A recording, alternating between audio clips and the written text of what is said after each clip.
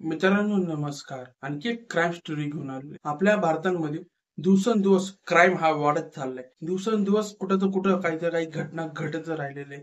त्याहून अधिक कौटुंबिक हिंसाचार हे दिवसेंदिवस वाढत चाललेले आहेत. काही ठिकाणी महिलांचे अनैतिक संबंध, तर काही ठिकाणी आत्महत्या, तर काही ठिकाणी हत्या, अशा घटना वारंवार घडत आहेत. ही सगळी घटना कुठेही थांबायचं नाव घेत नाहीये. आणखी अशी घटना समोर आली.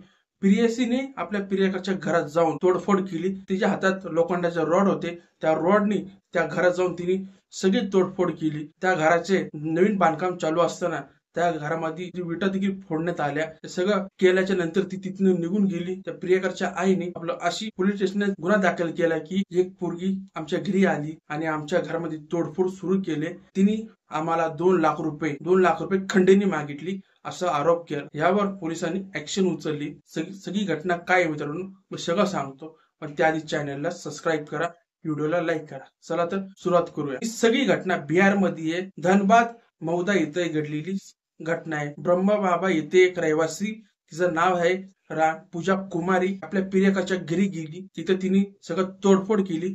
तिच्या हातामध्ये लोखंडाचे रॉड होते. तिथे तिने सगळे डबे चेंबवले, गॅस सिलेंडर, भिंतीवर तिने असे वडू उमटले. तोडफोड करत असताना तो प्रियकर तिथंच होता. त्याचं नाव आहे सुरेश चौधरी. तिच्या समोर सगळं तोडफोड करत असताना तो समोर होता.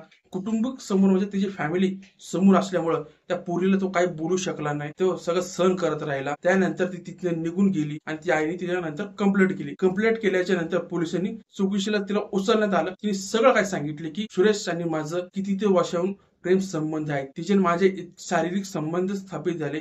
3 वेळा मी गर्भवती बनली आणि 3 वेळा सुरेशनी गर्भपात केला. मी त्याला लग्नासाठी सांगितलं की तो सारखं टाळाटाळ करायचा. तिने सांगितलं की माझं घर बांधून झाल्याच्या नंतर मी तुझ्यावर लग्न करेल असं त्यांनी सांगायचं. म्हणून मी शांत राहिले. तिने माझ्याकडनं 10 लाख रुपये मागितले, मी दिले. त्यामुळं त्यांनी सांगितले की मी तुला एक वचन देतो, मी तुझ्यावर लग्न करेल.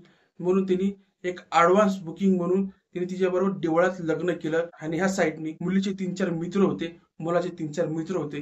तिने एक फोटो देखील दाखवला पोलिसांना की हा आमचा लग्नाचा फोटो आहे. त्या फोटोच्या आधारावर हे फोटो पोलिसांनी बघितल्याच्या नंतर पुढे बोलायला लावलं आणि तिने सांगितलं की मी त्याला विचारत राहिले की लग्न कधी करायचं. तो म्हणायचा आता मी स्लॅब टाकलेलं आहे, पूर्ण भिंत चढवल्याच्या नंतर मी तुझ्यावर लग्न करेल.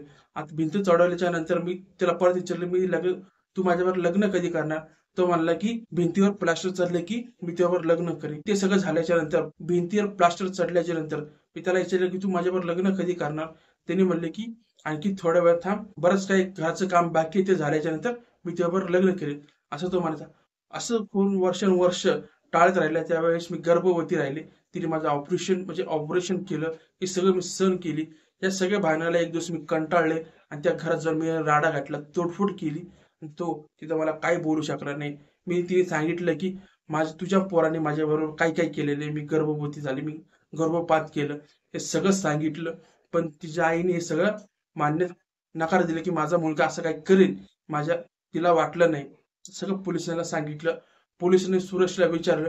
सुरेशचं तोंड गप्प होतं. सुरेशच्या आईने पोलिसांत कंप्लेंट दाखल केली होती की एक मुलगी आमच्या घरी आली, आमची तोडफोड केली, आमचे महत्वाचे वस्तू तिने तोडले, भिंती तोडल्या असे तिने सांगितलं. 2 लाख रुपयाची खंडणी मागत आहे. ती पोरीवर गुन्हा दाखल केला असं तिने पोलीस तक्रार दाखल केली. तक्रारीमुळे पोलिसांनी दोन्ही साईडची चौकशी केली.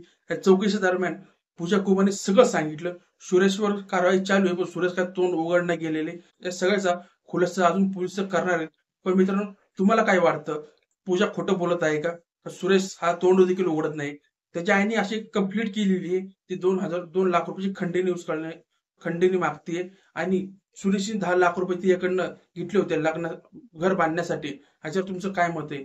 तिने लग्नाचा फोटो देखील दाखवला. तुम्ही हे फोटो बघताय, हाच तोच फोटो आहे. तर तुम्हाला व्हिडिओ कसा वाटला हे देखील सांगा. व्हिडिओ आवडला असेल तर चॅनलला सबस्क्राईब करा, व्हिडिओला लाईक करा. एवढंच म्हणेन, मी पुन्हा भेटायला येईल.